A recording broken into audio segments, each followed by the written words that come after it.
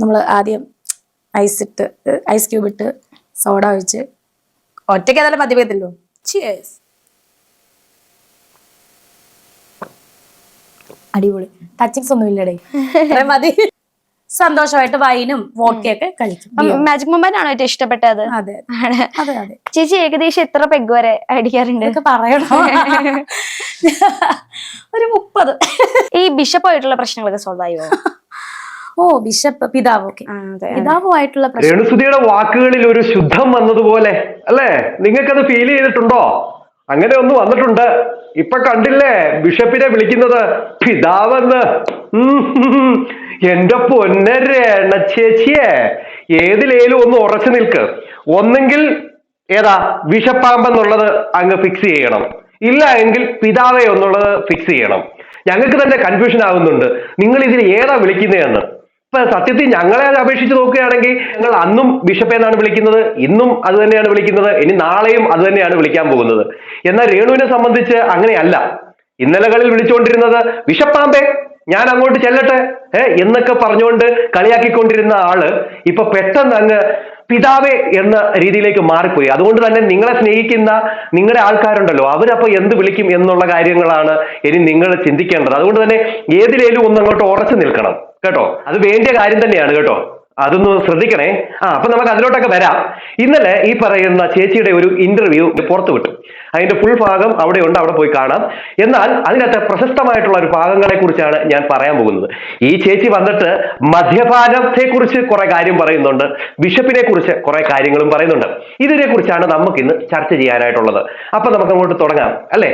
അതാ ക്രിസ്മസിന് രേണുസുതി കഴിക്കുമെന്ന് വെച്ചപ്പോൾ ഞാൻ എന്റെ മനസ്സിൽ കള്ളത്തരം ഒന്നും നിൽക്കത്തില്ല. അതുകൊണ്ട് ഞാൻ പുറത്ത് തുറന്ന് പറഞ്ഞു, ഞാൻ വല്ലപ്പോഴും കഴിക്കും, ക്രിസ്മസിനൊക്കെ കഴിക്കും. കാരണം ഇപ്പോഴും നല്ല സുധിച്ചേട്ടൻ ഉള്ളപ്പോഴും നമ്മൾ ക്രിസ്ത്യൻസ് വല്ലപ്പോഴും കസിൻസ് ഒക്കെ കൂടുമ്പോൾ ചെറുതെന്തെങ്കിലും കഴിക്കും, ബിയറൊക്കെ കഴിക്കുന്ന. അത് ഓപ്പൺ ആയിട്ട് പറഞ്ഞു. പിന്നെ എനിക്ക് ഇഷ്ടമുള്ളത് മാജിക് മൊമെന്റ് ആണെന്ന് ഞാൻ പറഞ്ഞു. അതെന്താണ് അത് അങ്ങനെ പറഞ്ഞെന്ന് പറഞ്ഞു ഒരാൾ തികഞ്ഞ മദ്യപാനിയാകുമോ? എനിക്കറിയില്ല. അപ്പം ആ ഒരു കണ്ടന്റ് എടുത്തിട്ട് കുറെ വ്ളോഗർമാരിട്ട് അലക്കുവാണ് രേണുസുതി മദ്യപാനി. പക്ഷെ രേണുസുതി അറിയാവുന്നവർക്കറിയാം രേണുസുതി എന്താണ് കഴിക്കുന്നത്, എപ്പോഴാണ് കഴിക്കുന്നത്. ക്രിസ്മസിനും വല്ല ഓണത്തിനും അല്ലാണ്ട്, അല്ലെങ്കിൽ വല്ല ഫംഗ്ഷനോ അല്ലാണ്ട് ഒന്നും രേണുസുതി നിരന്തരമായിട്ട് കഴിക്കുന്ന ഒരാളല്ല. അങ്ങനെ കഴിക്കേണ്ട കാര്യം ശരിയാ. ഈ പറയുന്ന രേണുസുതി പറയുന്നത് ശരിയല്ലയോ? വല്ല ക്രിസ്മസിനോ അല്ലെങ്കിൽ ന്യൂ ഇയറിനോ ഓണത്തിനോ സംക്രാന്തിക്കോ ഇങ്ങനെയൊക്കെ ഞാൻ കഴിക്കത്തുള്ളൂ എന്നാണ് പുള്ളിക്കാരി പറയുന്നത്. ഏത് മഴ ഉള്ളപ്പോഴും മഴ ഇല്ലാത്തപ്പോഴും കഴിക്കുമെന്ന് പറയുന്ന രീതി തന്നെയാണ് പുള്ളിക്കാരി പറയുന്നത്. പക്ഷെ പുള്ളിക്കാരി പറയുന്നു ഞാൻ ഈ സമയങ്ങളിലൊക്കെയാണ് കഴിക്കുന്നതെന്ന്. ഇത് കുറ്റം മൊത്തം ആർക്കായി? ഇപ്പോ ഈ പറയുന്ന ഇത് എടുത്ത് റിയാക്ട് ചെയ്ത ബ്ലോഗർമാർക്കായി കുറ്റം മൊത്തം.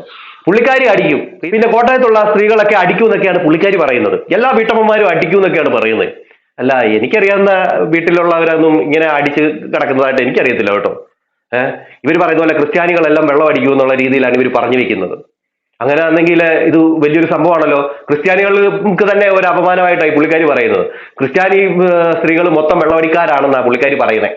പുള്ളിക്കാരിയുടെ കാര്യം പറഞ്ഞാൽ പോരെ, അതിന് മറ്റുള്ളവരെയൊക്കെ വലിച്ചിടുക ഇങ്ങോട്ട്. ഇനി പുള്ളിക്കാരി പറയുന്നത് എന്നെ കുറിച്ചാണെന്ന് തോന്നും. ഞാനാണ് ഈ ഒരു കാര്യം പറഞ്ഞിട്ടുണ്ട് കേട്ടോ. അതായത് രേണുസുതിയുടെ അച്ഛൻ കൂതറ സാധനം അടിക്കുന്നത്, രേണുസുതി ഇപ്പം മറ്റേ നല്ല മാജിക് മൊമെന്റ് ഒക്കെ അടിക്കുന്നത് നല്ല ബ്രാൻഡഡ് സാധനം എന്നൊക്കെ ഞാൻ പറഞ്ഞിരുന്നു. അതിനെക്കുറിച്ച് എന്നെക്കുറിച്ചാണെന്ന് തോന്നുന്നു, വേറെ ആരും പറഞ്ഞതായിട്ട് എനിക്ക് അറിയത്തില്ല. അപ്പോൾ ഞാൻ പറഞ്ഞത് കാരണമാണോ അല്ല എന്റെ വീഡിയോ കണ്ടിട്ടാണോ എന്ന് അറിയത്തില്ല, പുള്ളിക്കാരി ആദ്യം ഇതിന്റെ അകത്തൊന്ന് പറയുന്നുണ്ട്. അപ്പൊ അതിനൊരു മറുപടി ഞാൻ കൊടുക്കണമല്ലോ. അപ്പൊ അത് പറയാം. വേറൊരു ബ്ലോഗർ ഇന്ന് ഞാൻ ജസ്റ്റ് സ്ക്രോൾ ചെയ്തപ്പോൾ കണ്ടേക്കുന്നു. അവനൊക്കെ എന്നത്തിനാണെന്ന് എനിക്ക് അറിയത്തില്ല. അവൻ പറഞ്ഞേക്കുവാ രേണുസുതിയുടെ പപ്പ അടിക്കുന്നത് വേറെ കൂറ ബ്രാൻഡ്, രേണുസുതി വലിയ ലക്ഷറി ബ്രാൻഡ്. ഞാൻ ചോദിക്കട്ടെ, ഇവൻ എന്തറിഞ്ഞിട്ടാണ് ഈ പറയുന്നത്? എന്റെ പപ്പ മദ്യപാനം നിർത്തി, ഞാൻ 3ാം ക്ലാസ്സിൽ പഠിച്ചപ്പോൾ നിർത്തിയതാണ് പപ്പ മദ്യപാനം. എന്റെ പപ്പ, മനസ്സിലായോ? ഇവൻ എന്തറിഞ്ഞിട്ടാണ് ഈ പറയുന്നത്? പപ്പ മദ്യപിക്കുമായിരുന്നു ആള്. ഞാൻ 3ാം ക്ലാസ്സിൽ എന്ന് പറഞ്ഞാൽ എനിക്കിപ്പോ 34 വയസ്സുണ്ട്. 1991 സെപ്റ്റംബർ 7 എന്റെ ജന്മം. 34 വയസ്സിൽ തികഞ്ഞ് ഞാൻ സഞ്ചരിക്കുകയാണ് മുന്നോട്ട്. അപ്പം 3ാം ക്ലാസ് എന്ന് പറഞ്ഞാൽ എത്ര വയസ്സിലായിരിക്കും? എത്ര വർഷം മുമ്പിലായിരിക്കും പപ്പ ഇത് നിർത്തിയത്? അപ്പൊ ഇവനൊക്കെ ഈ പറഞ്ഞാൽ എന്തെങ്കിലും അർത്ഥമുണ്ടോ? അപ്പൊ അവരുടെ ഉദ്ദേശം റീച്ചാണ്. അതെ, അവരുടെ ഉദ്ദേശം റീച്ചാണ്. അവൻ പറഞ്ഞത് വല്ല കാര്യമുണ്ടോ? 3ാം ക്ലാസ്സിൽ പഠിക്കുമ്പോൾ ആടി നിർത്തിയതായി പറയുന്ന തങ്കച്ചൻ എന്നാണ് പുള്ളിക്കാരി പറയുന്നത്. എന്നാലേ ഞാലിയാൻകുഴി പൊങ്ങന്താനം അതോടൊപ്പം തന്നെ ഉമ്മൻചാണ്ടി കോളനിയിലുള്ളവരൊക്കെ പറയുന്നത് ഈ പറയുന്ന തങ്കച്ചൻ സാറ് അടിക്കുമെന്നാ പറയണേ. അത് മാത്രമല്ല, ഈ ഫിറോസിനെ കുറ്റം പറഞ്ഞുകൊണ്ട് ഒരു വീഡിയോ ചെയ്തിരുന്നില്ലയോ? അങ്ങോട്ട് നേളിഞ്ഞിരുന്നിട്ട് ഇവിടെ ഫാൻ വീണു, ബുൾഡോസർ കൊണ്ട് ഇടിച്ചു മറിക്കും എന്നൊക്കെ പറഞ്ഞുകൊണ്ട്. അത് രണ്ടെണ്ണം കാച്ചിട്ട് തന്നെയാണ് എടുത്തത് അല്ലയോ? എന്നിട്ട് ഇതൊന്നും ഓ പറയത്തില്ല, ഇതൊന്നും പറയാതെ പുള്ളിക്കാരി പറയാ 3ാം ക്ലാസ് വെച്ച് നിർത്തിയതാ പോലും. ഇപ്പോഴും അവിടുത്തെ നാട്ടുകാർ പറയുന്നുണ്ട് ഈ പുള്ളിക്കാരൻ അടിക്കുന്നുണ്ടെന്നുള്ള കാര്യം. എന്നിട്ട് അതിനെ വെളുപ്പിക്കുക. നമുക്ക് കുഴപ്പമൊന്നുമില്ല പുള്ളിക്കാരനെ അടിക്കുന്നതിനൊന്നും. പക്ഷെ ഞാൻ പറഞ്ഞത് എന്താണ്, ആ പുള്ളിക്കാരൻ അടിക്കുന്നത് സാധാ ബ്രാൻഡാണ്, നിങ്ങൾ നല്ല ഹൈ ക്ലാസ് സാധനം അടിക്കുന്നതെന്നാ പറഞ്ഞേ, അല്ലയോ? അതിനും വന്നിട്ട് കള്ളം പറയുക. എന്റെ പൊന്ന് രേണു, നിങ്ങൾ ഈ പറയുന്ന വാ തുറക്കുന്നത് എന്തിനാണ്? കള്ളം പറയാനും പിന്നെ ഫുഡ് അടിക്കാനും അല്ലേ? കള്ളം എന്ന് പറഞ്ഞു കഴിഞ്ഞാൽ 1.5 കള്ളവാ നിങ്ങൾ ഈ പറയണേ. സത്യമായിട്ടും പറയുക പ്രേക്ഷകരെ, എന്റെ പൊന്നു പ്രേക്ഷകരെ, കള്ളം പറയാൻ മാത്രം വാ തുറക്കുന്ന ഒരാള് ഇവര് മാത്രമേ ഉള്ളൂ. ഇനി ബാക്കി അങ്ങോട്ട് കേട്ടു പോകൂ, രസമാ കേൾക്കാൻ. ഇതിനെപ്പറ്റി എനിക്ക് അത്രേ ഉള്ളൂ പ്രതികരിക്കാം. ഞാൻ വല്ലപ്പോഴും കഴിക്കുന്നുണ്ടെങ്കിൽ ഇഷ്ടമുള്ളത് മാജിക് മൊമെന്റ് ആണ് എന്ന് ഞാൻ എവിടെയും പറയും. അതിന് ഞാൻ സ്ഥിരം മദ്യപാനിയാണെന്നല്ല പറയുന്നത്. ആ കമന്റ് ഇടുന്നവർക്ക് എന്ത് വിടാൻ, അതൊന്നും എന്നെ ബാധിക്കുന്ന കേസല്ല. കാരണം എന്നെ അറിയാവുന്നവർക്ക് അറിയാം എന്താണ് ഞാൻ. അതെ, രേണുസുതിയെ അറിയുന്നവർക്ക് അറിയാം രേണുസുതി എന്താണെന്ന്. അത് എല്ലാവർക്കും അറിയാവുന്ന, നാട്ടുകാർക്കും അറിയാവുന്നതാണ്. അതുകൊണ്ട് തന്നെ നാട്ടുകാരും ഇതൊക്കെയാണ് പറയാറുള്ളത്. പിന്നെ പുള്ളിക്കാരി എന്ന് പറയുന്നത് ഈ പറയുന്ന ലോകത്തിലേക്ക് ആദ്യത്തെ ഒരു വിധവയായതുകൊണ്ട് തന്നെ ഇവരെ കേൾക്കുന്ന എല്ലാവരും അങ്ങ് വിശ്വസിക്കണം. അതുകൊണ്ട് ഇവരെ പൊക്കിക്കൊണ്ട് നടക്കുന്നവർ മാത്രം വിശ്വസിച്ചോ, അല്ലാത്തവർക്കൊക്കെ സത്യം അറിയാം എന്നുള്ളത് കൊണ്ട് തന്നെ അവരാരും വിശ്വസിക്കത്തില്ല. ഇനിയുമാണ് വിറ്റ് ഈ പുള്ളിക്കാരി എങ്ങനെ അടിക്കുന്നതെന്നൊക്കെ കാണിച്ചു തരുന്നുണ്ട്. അത് നിങ്ങളൊന്ന് കണ്ടു നോക്കും. പിന്നെ ഇത് വലിയ ഇൻഫ്ലുവൻസർ ആണ്, സോഷ്യൽ മീഡിയയിലെ താരമാണ്, സെലിബ്രിറ്റിയാണ്, അതുമല്ല കുഞ്ഞുങ്ങളുടെ അമ്മയാണ്. ഇത് പുതുതലമുറയ്ക്ക് തരുന്ന ഒരു പാഠമാണ്. അതുകൊണ്ട് തന്നെ നിങ്ങൾ കാണണം. നിങ്ങളുടെ ചേച്ചി കുടിക്കുന്നത് നിങ്ങളൊന്ന് കാണണം.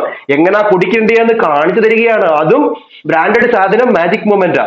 കണ്ടോ? കുടിച്ചു നോക്കുന്നല്ലേ. പിന്നെ രേണുസുതി ഇന്റർവ്യൂവിൽ ഇടയ്ക്ക് മദ്യവെച്ചെന്ന് പറയും. ആദ്യം എന്താ പറയാ, മുകളിലേക്ക് ചേട്ടാ ചിയേഴ്സ് പറയും. സുധി ചേട്ടാ ഞാൻ എത്തിയെന്ന് പറഞ്ഞു. സുധി ചേട്ടാ ചിയേഴ്സ് എന്ന്. നമ്മള് ആദ്യം ഐസ് ക്യൂബ് ഇട്ട് സോഡ ഒഴിച്ച് ഒറ്റയ്ക്ക് ഏതായാലും മദ്യപത്തില്ലോ. ചിയേഴ്സ്. അടിപൊളി.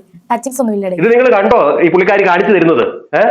ഇത് ഇൻഫ്ലുവൻസർ ആണ്, പിന്നെ സെലിബ്രിറ്റി ആണ്, ഈ സോഷ്യൽ മീഡിയ എന്താ പറയാ അടക്കി വാഴുന്ന ആളാണ്. അതുകൊണ്ട് തന്നെ നിങ്ങൾ ഇത് കാണണം.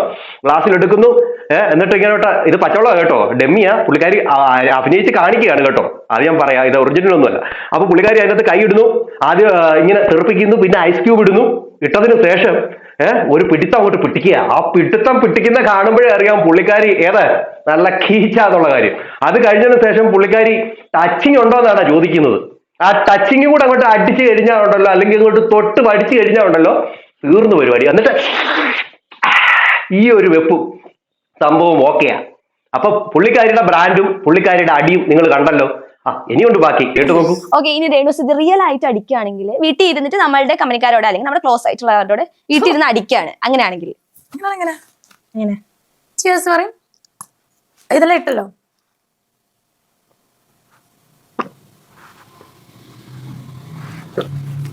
ഫിനിഷ്. അപ്പൊ ശരി, ഓക്കെ, അത്രേ ഉള്ളൂ.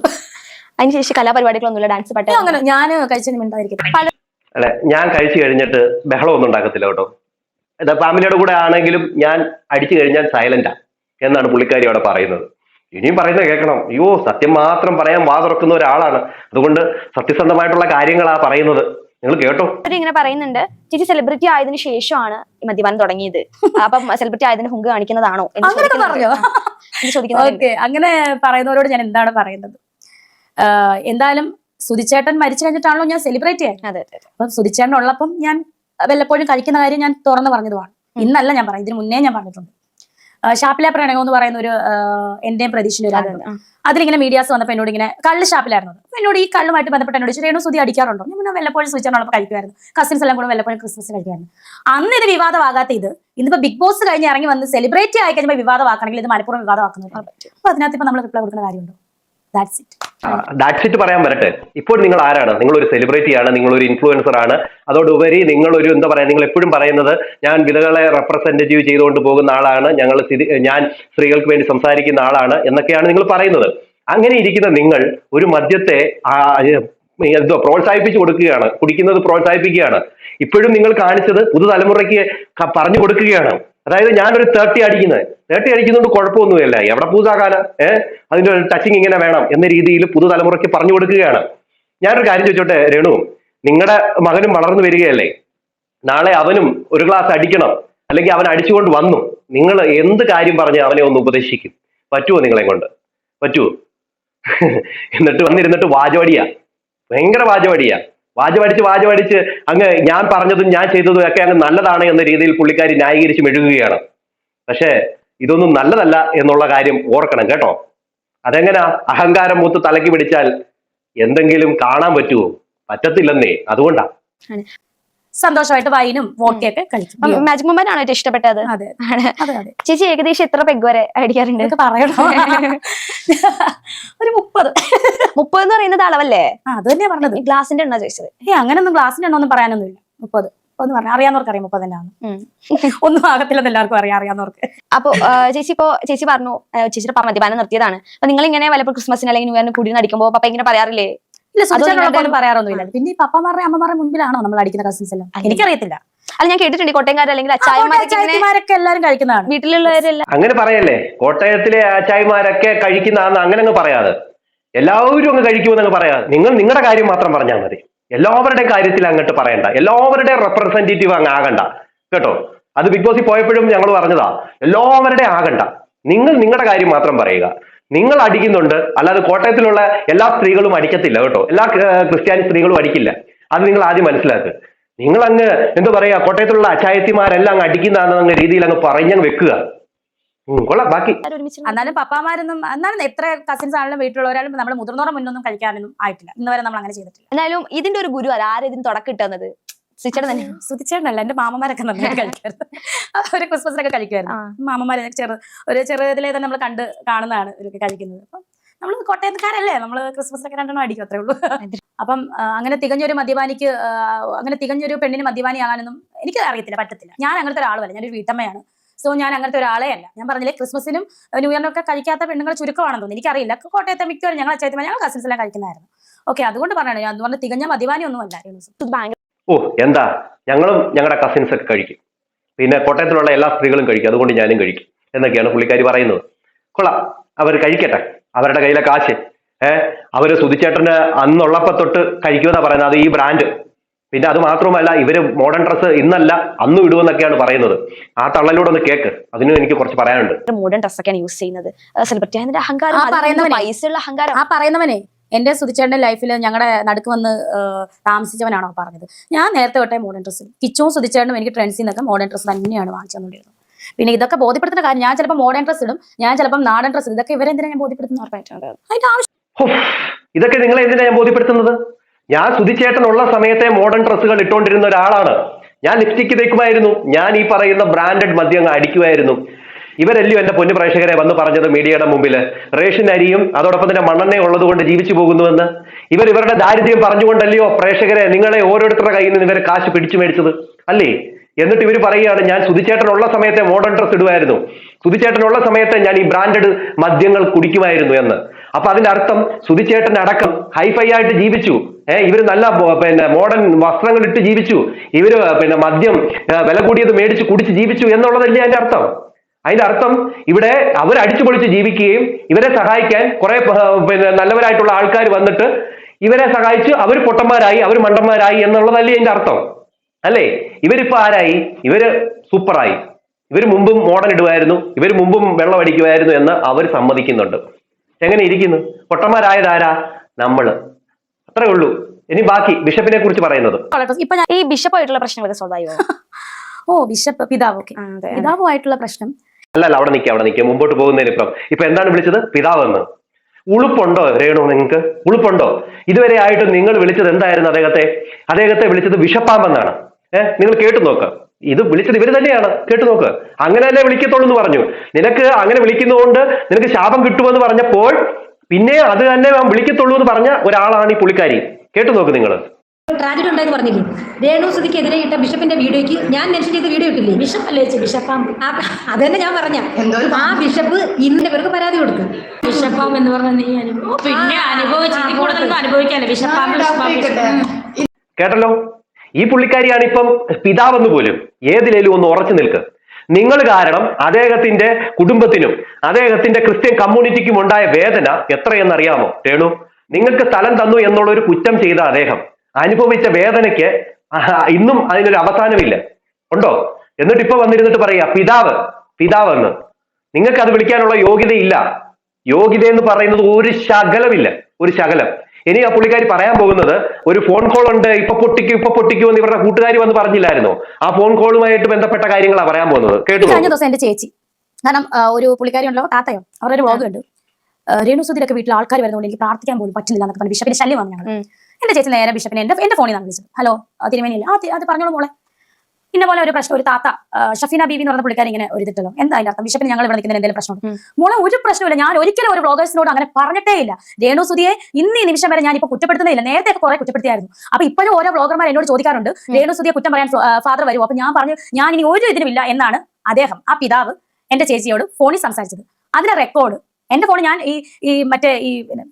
ഈ ചില ആളുകൾ കാണിക്കുന്ന ചെറ്റത്തരം തന്നെ പറയാം, പേഴ്സണൽ വോയിസ് എടുത്തിട്ട് യൂട്യൂബിൽ ഇടുക, പബ്ലിക് ആക്കുക. അങ്ങനത്തെ ചെറ്റത്തരം എന്റെ കയ്യിൽ ഇല്ലാത്തതുകൊണ്ട് ഞാനത് പബ്ലിക് ആക്കുന്നില്ല. എന്റെ ഫോണിനകത്ത് റെക്കോർഡ് അദ്ദേഹം പറഞ്ഞത്, ഞാനത് പബ്ലിക് ആക്കത്തില്ല. എന്റെ ഫോൺ ഞാൻ റെക്കോർഡ് ചെയ്തല്ല, ഓൾറെഡി റെക്കോർഡിംഗ് ഉള്ളതാണ്. സോ അത് എന്റെ ചേച്ചിയാണ് സംസാരിച്ചത്, ഞാൻ എടുത്തിട്ടുണ്ട്. അദ്ദേഹം പറഞ്ഞ വോയിസ് ഞാൻ കേട്ടതുമാണ്. അദ്ദേഹം പറഞ്ഞിങ്ങനെയാണ്, ഞാൻ ഒരിക്കലും നിങ്ങൾക്ക് രേണുസുതിക്കെതിരെ നിൽക്കത്തുമില്ല, ഇവരെ കൊണ്ട് ഒരു പ്രശ്നം എനിക്ക് ഉണ്ടായിട്ടില്ലെന്നാണ് പിതാവ് പറഞ്ഞത്. ശരിക്കും അന്ന് ബിഷപ്പായിട്ടുള്ള പ്രശ്നം എന്തായിരുന്നു? അന്ന് ബിഷപ്പായിട്ട് പ്രശ്നം എനിക്കറിയില്ല. ഈ ബിഷപ്പിനും ഈ ഫിറോസിക്കാക്കും ഈ കണ്ട ജനങ്ങൾക്കും പ്രശ്നം എന്താണെന്ന് എനിക്ക് ഇന്നുവരെ അറിയത്തില്ല.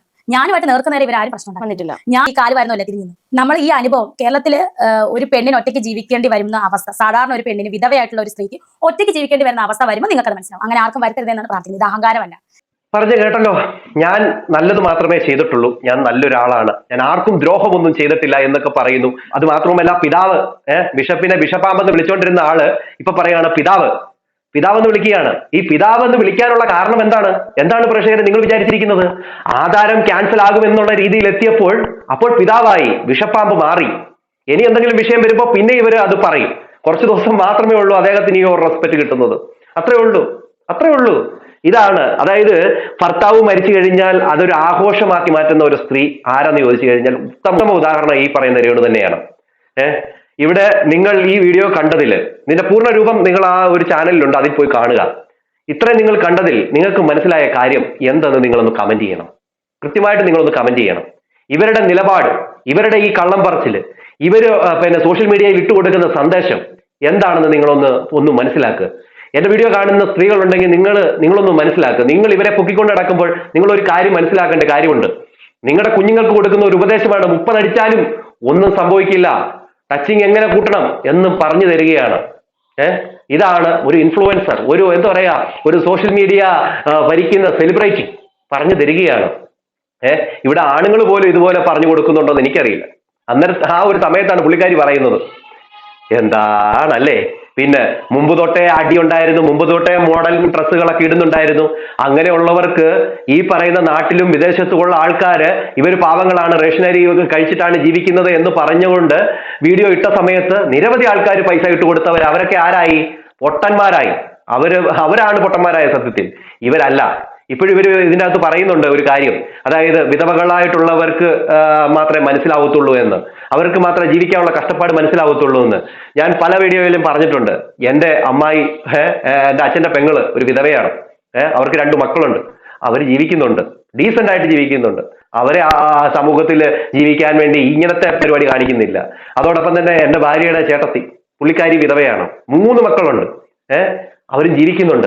അങ്ങനെ തുടങ്ങി നിരവധി ആൾക്കാർ. എന്തിനേറെ പറയുന്നു, ഷഫീന ബിബി എന്ന് പറയുന്ന അവരും വിധവയാണ്, അവരും ജീവിക്കുന്നു സമൂഹത്തിൽ മാന്യമായിട്ട്. അല്ലാതെ നിങ്ങളെപ്പോലെ അല്ല. നിങ്ങളാണ് ഓരോന്ന് പറഞ്ഞിട്ട് പറയുക, ഞാൻ എന്തോ വേറെ ഏതാണ്ട് എക്സ്ട്രാ ഓർഡിനറി ആണ് എന്ന രീതിയിൽ നിങ്ങൾ പറഞ്ഞുണ്ടാക്കി സോഷ്യൽ മീഡിയയിൽ പിന്നെയും കടന്ന് വിരവുകയാണ്. അതാണ് നിങ്ങൾ ചെയ്തുകൊണ്ടിരിക്കുന്നത്. നിങ്ങളുടെ കൂടെ നിങ്ങൾ പറഞ്ഞു വെച്ചിരിക്കുന്ന കുറെ മീഡിയക്കാരും അതാണ് നടന്നുകൊണ്ടിരിക്കുന്നത്. എന്താണ് പ്രേക്ഷകരെ, നിങ്ങൾക്ക് നിങ്ങളുടെ അഭിപ്രായ നിർദ്ദേശങ്ങളും മസ്റ്റായി കമന്റ് ചെയ്യുക. അടുത്തൊരു വീഡിയോ കാണുന്നതിലേക്ക് എല്ലാവർക്കും